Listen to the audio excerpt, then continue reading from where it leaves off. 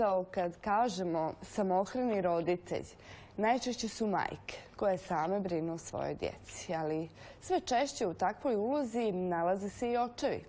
Kako žive samohrani očevi u Crnoj Gori, sa kojim se sve problemima suočavaju i kako prosto uspijevaju postići obaveze oko djeteta, kuće i posla, pogledajmo u priči o Omeru Šarkiću, a priču priča Nina Marković.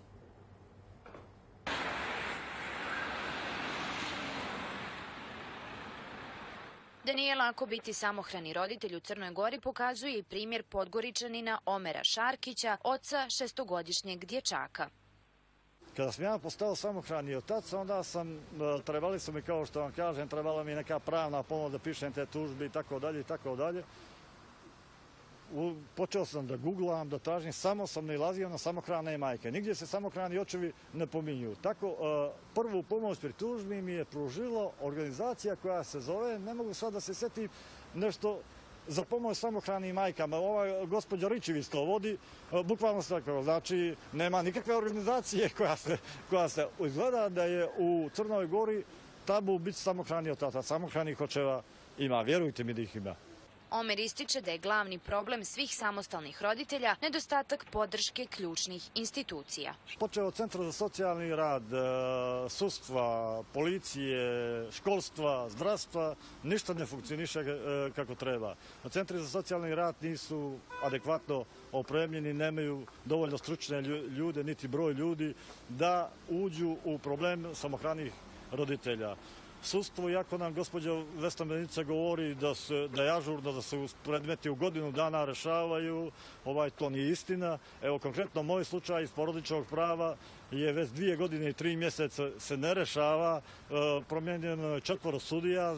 Sve kućne poslove, kako kaže, odavno je savladao. Budući da je zaposlen, naglašava da bi mu bolja organizovanost u školi koju pohađa njegov sin mnogo olakšala život. Moje dijete je 2. razred, ranije je pošlo malo u školu. Dnevni boravak je počeo sa 10 dana zakašnjenja. Znači, ja 10 dana nisam imao gdje sa djetetom, jer dijete od 5,5 godina koliko je pošao u školu, jednostavno ne može poći sam u školu, vratiti se sam u kući itd. Pošao sam kod direktorske škole, ona mi je nonšalantno odgovorila, trebalo sam razmišljati o svojem godišnjem odmoru, iako sam ja razmišljao o godišnjem odmoru i 5 dana računao prvi da vodim dijete u školu. Omer zaključuje da ne bi trebalo praviti razliku između samohranih očeva i majki, jer roditeljstvo svakako nije jednostavno, iako je neizmjerno lijepo. On se trudi da svaki dan njegovom sinu bude ispunjen ljubavlju i pažnjom. 3 sunca, uz huku kiše i prasa groma, ogrnut toplinom svoga doma. Na prvu stranicu novog dana crtam 3 sunca nasmijana. Prvo mami i tati, drugo za mene da me prati, treće, jako treće, ovo najveće, nekom neznano ko nema sreće.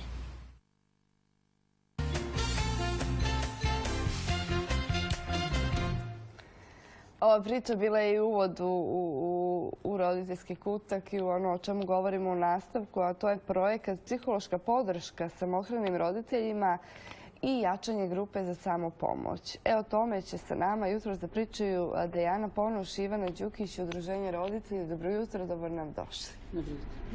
Iz priče gospodina Šarkića smo čuli sa čime se sve to danas suočavaju samohrani roditelji, koji su to neki od problema koliko je moglo da stane naravno u ova nekolika minuta. I sve će to nekako, vi ćete pokušati da olakšate, eto tako da kažem, sa ovim projektom koji će uslijediti. Je li tako, Dejana?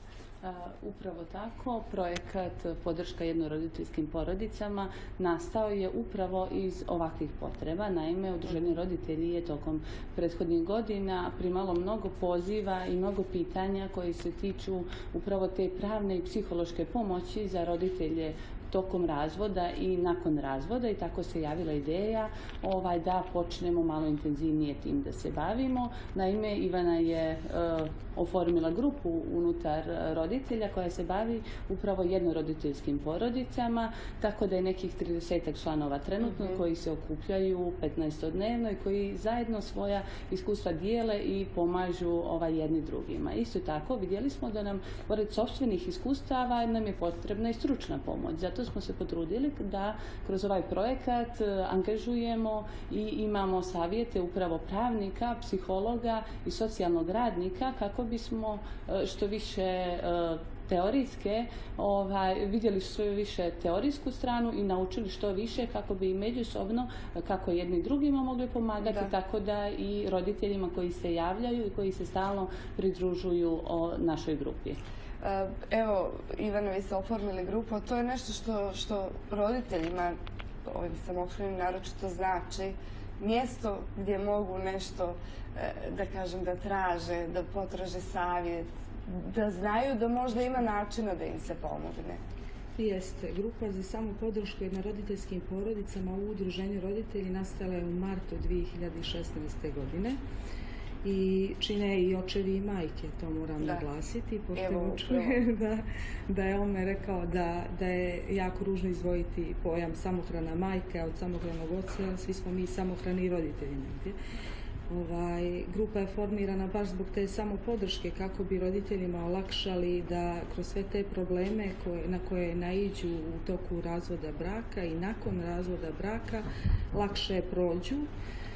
Oni tu dođu, saslušaju jedni druge, čuju da i drugi ljudi imaju problema, da nisu jedini u svemu tome i sami, i to im jako puno znači.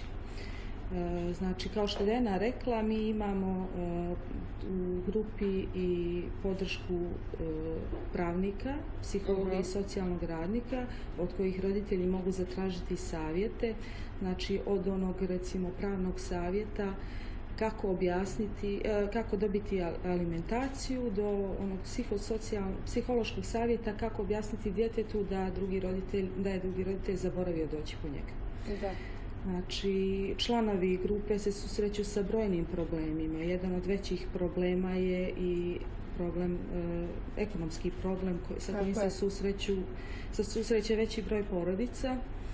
Nažalost, roditelji zbog jako puno posla ne uspijevaju nekad posvetiti pažnju tom psihološkom problemu koji nastane zato što vode brigu o egzistenciji tog djeteta. I onda često i zbog nedovoljne brige, odnosno drugog roditelja, dijete ima probleme recimo u školi, probleme u komunikaciji sa vršnjacima, probleme čak i nekad i u komunikaciji sa svojim primarnim roditeljem, što je jako pogubno po dijete. A zbog čega, evo šta mislite, pitanje za obje se, taj broj samohranih roditelja, prvenstveno majke, da to kažem, povećava u poslednje vrijeme?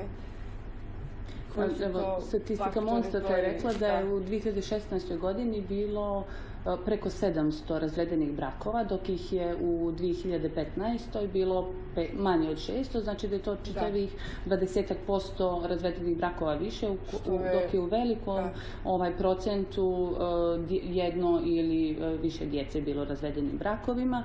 Ono što smo svjesni da je institucija braka u Crnoj Gori definitivno zapala u krizu i da prosto da je sve manje tolerancije među supružnicima kao i spremnosti ka kompromis.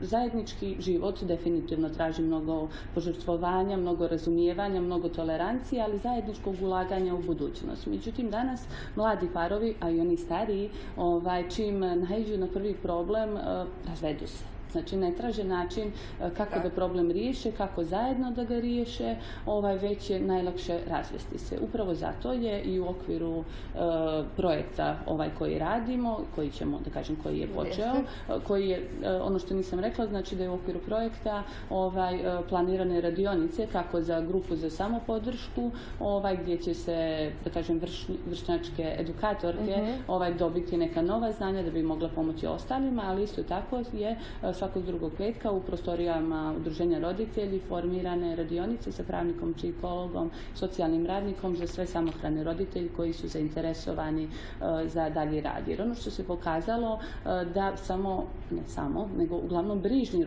roditelji kojima je stalo do odnosa sa svojim djetetom, do odnosa sa bivšim supružnikom, su oni koji upućuju pozive i oni koji žele da dođu, da nauče nešto novo.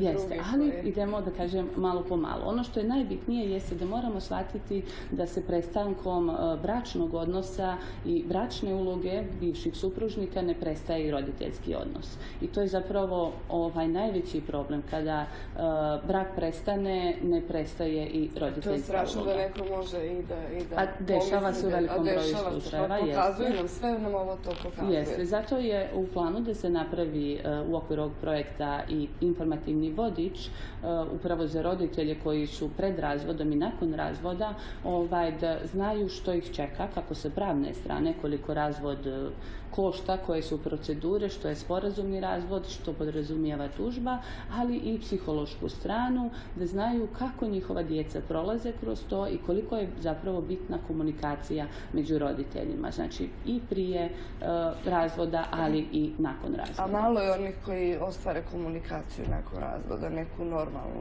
dušu. Malo je, ali to ne znači da taj broj ne može i ne treba da bude veći. Da. Poseban, dakle, osvrt u ovom projektu bit će na tom, da kažem, psihičkom stanju djeteta, podrška djetetu, zaštita djeteta, ili tako? Jeste, znači projekat kao i, da kažem, roditelji na prvom mjestu stavljaju djecu. Jer ono što nikad ne smijemo zaboraviti da mi svu komunikaciju i sve radimo upravo zbog djece, jer je zdrava i stabilna porodica osnovni negdje element i osnovna pretpostavka zdravog razvoja djeteta, a samim tim i cijeloga društva. Tako da ako naše dijete odraste u zdravom okruženju sa ljubavlju oba roditelja, bez obzira što oni ne žive u istom stanu, da kažem, odrašće u jednu zdravu ličnost koja će biti odlična. Ivana, evo vi vodite tu grupu i čuli smo u prilogu Omer zamjera institucijama. On je nabrojao tu neke institucije koje ne rade svoj posao. Šta kažu drugi roditelji? Pa imamo dosta takvih primjera da roditelji imaju primjedbu na rad institucija. S druge strane, treba razumjeti da vjerovatno i oni imaju previše posla, jako je malo zaposlenih i stručnih lica za te baš probleme, tako da imamo problem, znači, veliki sa nedostatkom bračnih savjetovališta. Bračno savjetovalište imamo samo u Podgorici i od skoro u Nikšiću, znači, gdje bi ljudi mogli otići pa možda se osvijestiti taj neki dio da sa prestankom te bračne obaveze ne prestaje i roditeljska dužnost, da nedostaje nam dječjih psihologa, jer kad djeca zapadnu u te neke emotivne krize zbog nedovoljne pažnje drugog roditelja, recimo njima treba psihološka pomoć na koju se ovdje nažalost čeka mjesecima, znači da se zakaže dječji psiholog. Onda prijave nasilja dosta često tako prođu neprimjećeno po iskustvu, znači mome i prijavama roditelja koji se obraćaju grupi, što je jako poražavajuća činjenica. Evo nekako kroz sve te, kad imali smo prekjuče temu alimentacije u okviru savjeta advokata i tu je bilo mnogo zaista poziva i uglavnom svi imaju najveću zamjerku na taj centar za socijalni rad. Kako je vaše iskustvo? Tako su ovi koji su se javili kod nas. Ono što moramo shvatiti, evo jučer smo dobili informaciju od jedne korisnice koja je rečeno da je Centar za socijalni rad do sad je izigravao, da kažem, posrednika u komunikaciji između posvađanih roditelja. Jučer smo dobili informaciju da će majka, ukoliko je dijete prehlađeno, morati da javi drugom roditelju, da javi drugom roditelju, a ne da Centar za socijalni rad posreduje. Što negdje smatramo da jeste u redu, jer komunikacija između roditelja mora postojati i da Centar za socijalni rad, rješavajući takve stvari, svoje vrijeme ne posvećuje pravim problemima. Jeste, tako da podržavamo to i želimo da, i smatramo da uz određena poboljšanja da Centar za socijalni rad treba i može da radi svoj posao koji je, da kažem, zakonski određen i mi ćemo se potruditi u narednom periodu da ukažemo na probleme sa kojima se samohrani roditelji i jednoroditeljske porodice suočavaju kako bismo ih zajedno riješili, jer smatramo da isključivo saradnjom i ukazivanjem na problema i da kažem, nuđenjem rješenja možemo zajedno doći do odgovarajuće situacije za samohrane roditelje. Još jedan problem sa kojima se samohrani roditelji suočavaju jesu vađenje dokumenata i prelazak granice. Naime, prošle godine smo bili tražili mišljenje MUP-a gdje su samohrani roditelji izjednačeni sa roditeljima, tako da granicu po mišljenju MUP-a koji smo dobili može preći roditelj sa djetetom bez dozvole drugog roditelja. Međutim, što se dešava ukoliko taj roditelj nije, da kažem, primarni staratelj djeteta, to jest nema starateljstvo, on bi mogao, da kažem, prevesti dijete preko granice. Iako u zakonu stoji isključivo u turističkoj posjeti, a ne radi promjene boravka. Zato ćemo u narednom periodu komunicirati sa institucijama sistema i tražiti rješenja za ovakve probleme. Ovo je jako opširna tema, kako je naša gledateljka rekla, i nekako u ovih 10-15 minuta ne možemo sve ni reći, a voljela bih da budu tu i neki ljudi iz institucija koji bi trebali da se pozabave ovim problemima. Evo da uporedimo pred razvijene zemlje i nas. Gdje smo, šta smo? Pa, rekla bih da svi imaju sličan problem, znači to je taj nedostatak ili nedostatak psihološke podrške. Ono što je još specifično za Crnu Goru, da smo mi prilično patrijarhalna sredina gdje je razvod i dalje tabu tema, iako pored ovolikog broja razvoda na mjesečnom nivou, ali za, da kažem, roditelje, starije ljude, a kamoli psihološka podrška gdje o nekim stvarima ne možemo da slušamo roditelje, prijatelje, već trebamo poći i objektivno porazgovarati sa nekim. Razvoda je mnogo u cijelom svijetu, samo neki se bolje nose sa njima, a neki lošije. Crna Gora je definitivno neki takva. Neki prave, neki ne prave spektakl od toga. Tako da, mislim, ni u Crnoj Gori se ne pravi, da kažem, spektakl, ali prosto podrška izostaje kao takva. Ne kažem, svađe i djeca su tako, a na kraju spaštaju, zato sam rekli spektakl. Kad kreće sve ovo? Projekat je krenuo. Projekat je krenuo, grupa se okuplja nedeljno i 15-dnevno u prostorijama roditelja. Nedeljno i 15-dnevno? Jeste, znači 15-dnevno sutra. Znači, sutra imamo okupljanje u prostorijama Udruženja roditelji u ulici Vuka Karadžića, gdje će sa nama biti pravnik koji će nam govoriti o pravnoj strani razvoda, tako da pozivamo sve zainteresovane da prisustvuju predavanju u 18 časova. S obzirom koliko ih je u okviru savjeta advokata potražilo savjet pravni, sigurno sam da će doći sutra večer. Bude malo vremena prosto da odgovorimo svima. Grupa će, Ivana, nastaviti da se okuplja. Naravno, grupa i dalje nastavlja da se okuplja. Znači, to je neka misija koju smo počeli i koju ćemo definitivno do kraja izvršiti. Želimo vam puno sreće i da napravimo jednu misiju. Da nas ima što manje. Da, tako je, upravo tako. Mnogo hvala na izdvojeno vremenu. Hvala vam na pozivu. Dakle, projekat Psihološka podrška samohranim roditeljima i jačanje grupe za samopomoć. Čuli ste šta je cilj, kako funkcioniše. Eto, ako želite dobiti pravni savjet, sutra večer u 18 već možete. Najavili smo i okupljanje, a u ovom roditeljskom kutku posvetili smo, dakle, minute samohranim roditeljima. Vidjeli ste i priču oca Omera, koji je također samohrani roditelj, da ne bude da samo dajemo prednost majkama i da su samo one te koje su samohrani roditelji. Stoga tražit ćemo i odgovore od brojnih institucija kako bi upravo ova grupa ljudi mogla da dobije bolju podršku i život olakšali sebi, na kraju krajeva. Mi ćemo sad da odemo do